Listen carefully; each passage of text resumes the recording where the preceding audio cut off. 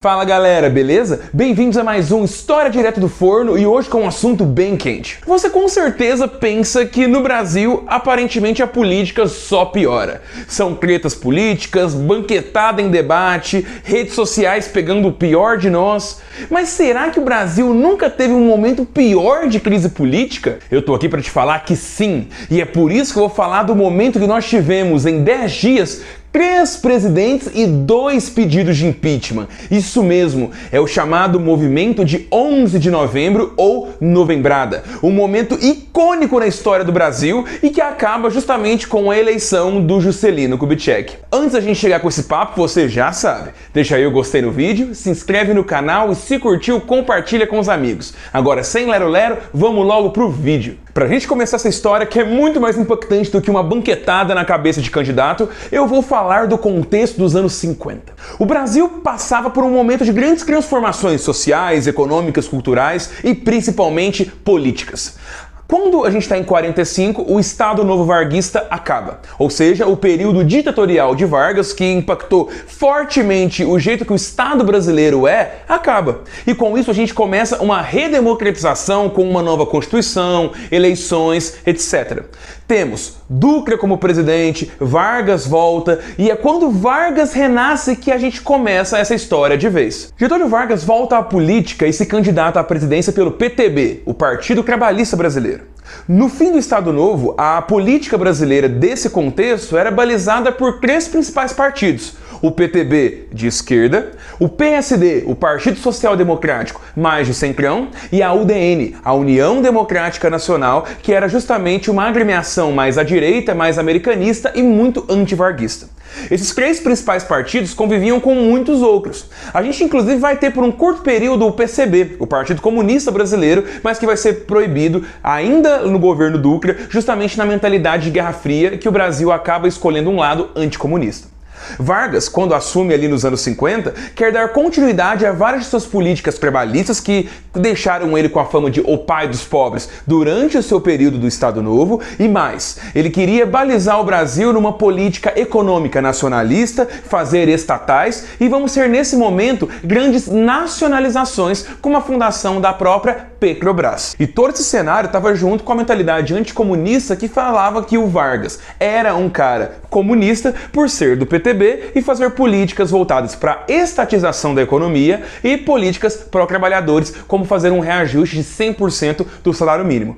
Nesse contexto, inclusive, João Goulart era seu ministro do Trabalho, ele mesmo, o que vai ser deposto no golpe de 64. E muitos grupos são contra o Vargas nesse contexto. Partes das Forças Armadas, partes da imprensa, como a família Marinho do Globo e a tribuna da imprensa do Carlos Lacerda, assim como vamos ter também empresários, a própria pressão americana se faz muito sentido. E isso faz com que Vargas se meta em crises cada vez maiores a ponto dele receber um processo de impeachment, que eu já analisei aqui no canal, sendo o primeiro pedido de impeachment que já aconteceu na República. Não foi o Collor, não foi a Dilma, e Vargas, inclusive, foi inocentado. Só que a crise política que vai fazer o vídeo ter sentido começa com o suicídio do Vargas, que acontece pelo excesso de pressão de parte da sociedade, da imprensa e das Forças Armadas a partir do atentado da Rua Toneleiro, quando o Carlos Lacerda, inimigo do Vargas, sofre um atentado e ele, em parceria com o major da aeronáutica, vê ele morrer e o próprio Lacerda recebe um tiro no pé. Isso faz com que a aeronáutica se torne inimiga máxima do Vargas e pressione muito por uma estabilização do país, tirando esse governante comunista de lá, no caso, o Vargas. E o próprio Lacerda utilizava do rádio e do jornal para fazer toda a propaganda anti-Vargas que ele podia e, claro, mostrando muito o seu pé engessado por causa da bala que ele recebeu. Essa pressão grande, associada a manifestos de coronéis, generais, sob uma linha muito anticomunista, fazem com que Vargas se receba tanta pressão que essa é a argumentação oficial para que ele se mate na noite de 24 de outubro de 54. Quando Vargas morre, ele ainda tinha uma grande parcela de popularidade, o que faz com que o povo saia às ruas, e mais do que isso, pela Constituição, com a morte do presidente, assume o vice, Café Filho. E na Constituição de 46, que pega todo esse período pós-Estado Novo, o vice-presidente era eleito diferente do presidente. Café Filho não era um trabalhista como Vargas, ao contrário, ele era do PSD e tinha uma posição mais anticomunista, é mais a favor do que a UDN pensava. E ele vai assumir a economia num sentido cada vez maior liberal, fazendo parcerias com os Estados Unidos, com o empresariado nacional, entre outros aspectos. Ah, Forno, então Vargas era comunista? Na cabeça de muita gente e pelas políticas que ele fazia, é importante entender que tudo é uma grande questão de mentalidade, mas muitas pessoas sim pensavam que ele fosse. E se ele era mesmo, comunista ele não era. Ele tinha políticas muito específicas, mas que não é o comunismo. O Vargas próprio atacava muito comunistas durante o Estado Novo. O cara estava mais próximo de uma visão fascista de economia do que de uma visão comunista. Ele não quer trabalhadores no poder, ele quer controlar os trabalhadores através do Estado. Não só os trabalhadores, os patrões também. E bom, Café Filho agora é presidente, ali na metade que resta de 54. Ele governa até o fim do mandato do Vargas, que seria até o começo de 56. Só que em 55 nós teríamos eleições para presidente. Na época não tinha reeleição e os candidatos governavam por 5 anos. Dessa maneira, o Café Filho tem uma ideia, não só ele, mas muitos setores dos partidos, das Forças Armadas, da imprensa, que falam que seria necessário, e para o bem do Brasil, uma política de estabilização. Um candidato que unisse a UDN e o PSD, os dois maiores partidos, e fizesse uma candidatura de salvação apoiada pelos militares.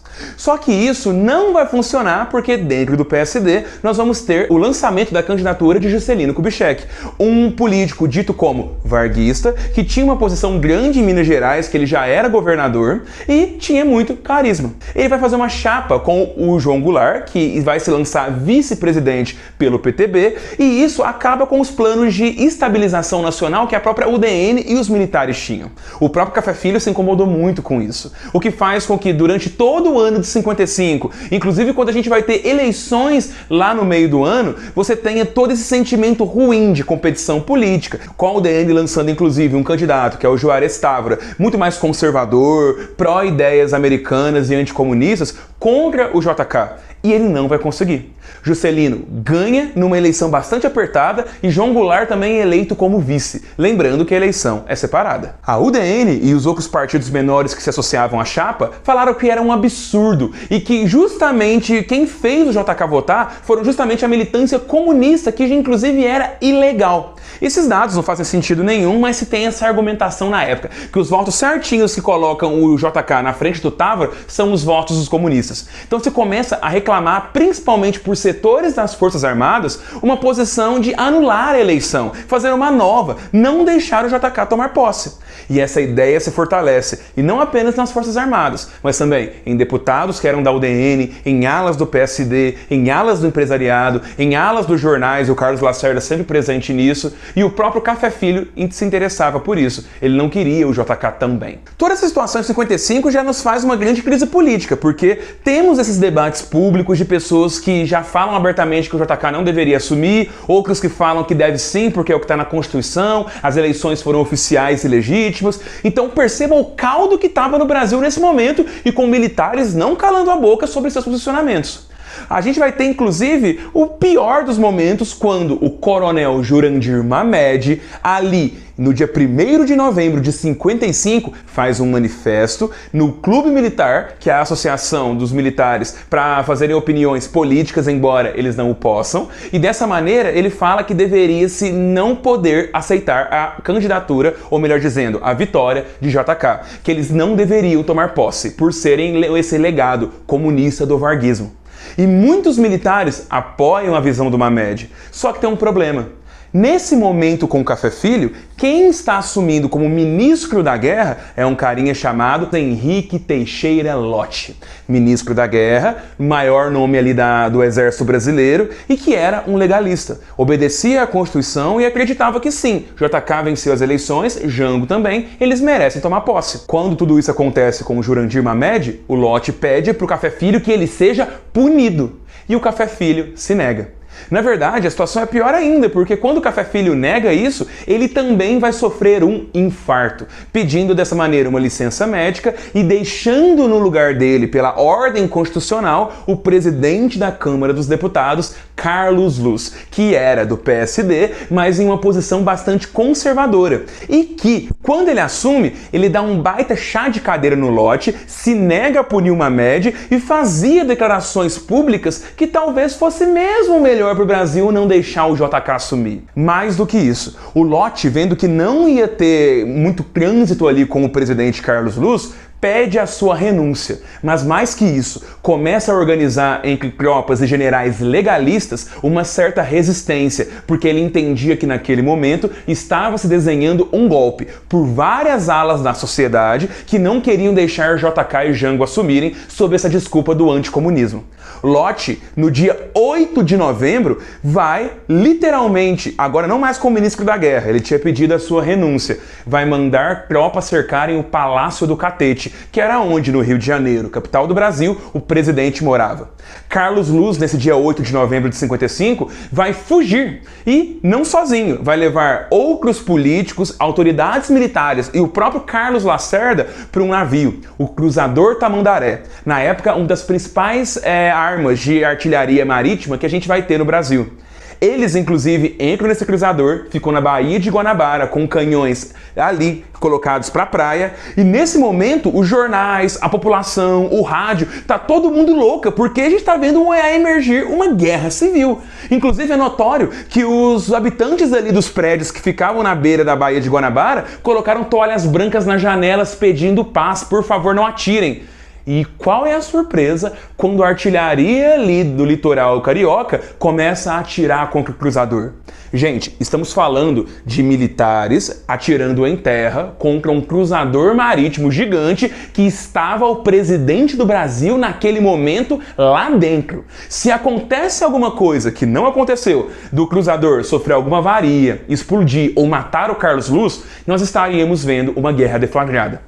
Não aconteceu, a artilharia não atinge o navio e eles ficam ali um pouco esperando alguma ajuda e tudo mais, porque naquele momento o país inteiro estava sabendo o que estava acontecendo e o Cruzador Tamandaré se dirige a São Paulo, porque naquele momento se tem um boato que o Jânio Quadros, então governador de São Paulo e futuro presidente, iria receber o Cruzador e lutar contra as tropas do Lott.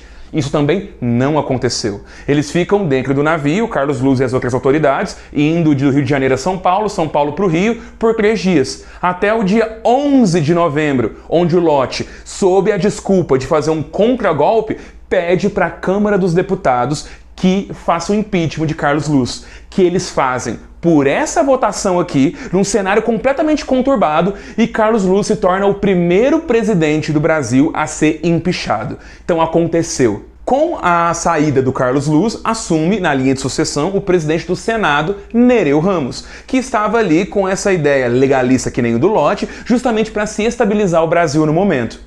Nereu Ramos assume, Carlos Luz volta para a terra, não vai ser preso, ninguém ali vai ser preso, é realmente uma ideia de salvação nacional, não vamos transformar a crise em algo maior do que é. Lott volta a ser o ministro da guerra e naquele momento acontece uma segunda coisa.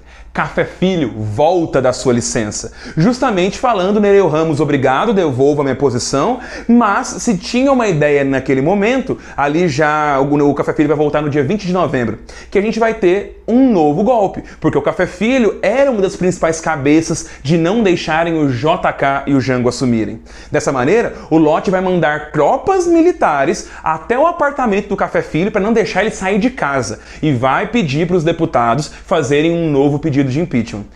Café Filho vai ser o segundo a ser empichado na história do Brasil.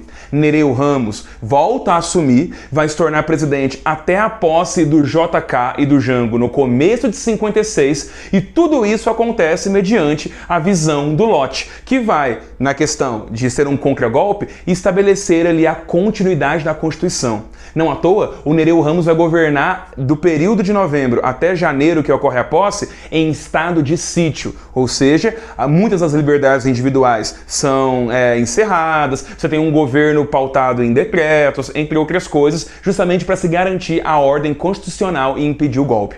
Olha a treta gigantesca. Lott, no fim das contas, provou que as Forças Armadas intervêm, para bem ou para mal, mas intervêm. E o poder político que as Forças Armadas possuem vão fazer vários impactos ainda durante o Brasil. Não é mistério nenhum quando a gente fala que as Forças Armadas facilmente são a instituição mais poderosa até hoje. E isso, na maioria das vezes, é um baita de um problema. Vídeo lindo, vídeo de treta. Você sabia disso? Sabia que o Brasil quase se meteu nessa guerra civil? Que a gente teve uma baita de uma crise política que começa com o suicídio do presidente, passam-se vários outros, militares demitidos, falando coisas. É muita treta, é muita coisa. Mas é uma história que merece ser contada.